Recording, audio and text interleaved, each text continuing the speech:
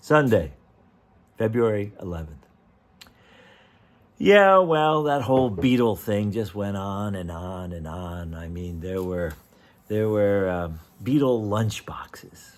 Can you imagine that? And Beatle trading cards, and there were Beatle boots, little boots that were Beatle, and there were even Beatle wigs the kids got, and it just carried on for a long time. And well, after a while, I thought we were done with the Beatle thing.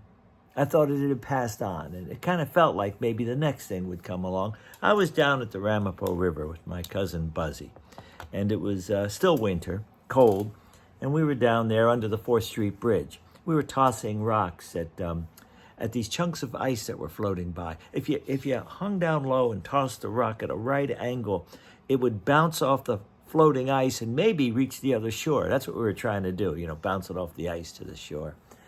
And well, I was kicking at a stone that was frozen in the ground. It was still and cold down there and smelled kind of like cold dust. Everything was kind of dusty and the ground was frozen.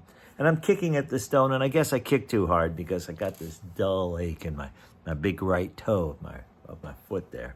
And right about now, Buzzy was aiming his stones to throw at the ice, and he said, my Gram Hattie, she says that the Beatles are okay, but they ain't no Bing Crosby, And I said, yeah.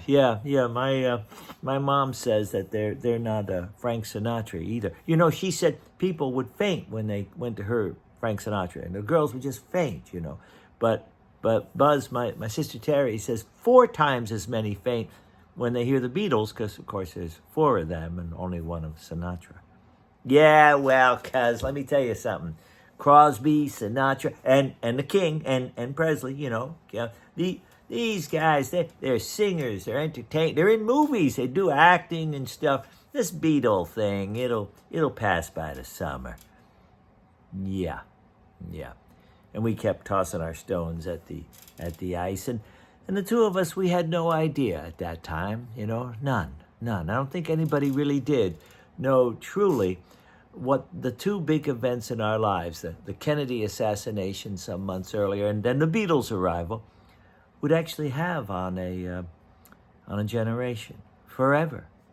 I don't think we realized when we grew up that we'd still have thoughts and comments and talk like we're doing today about a dead president and some pop singers. That would be a silly idea, wouldn't it? But it wasn't, and these things have lasted, and this is truly where we are now. We are the legacy of that time. We are the history of our past. Well, we'll do another one tomorrow. See you then.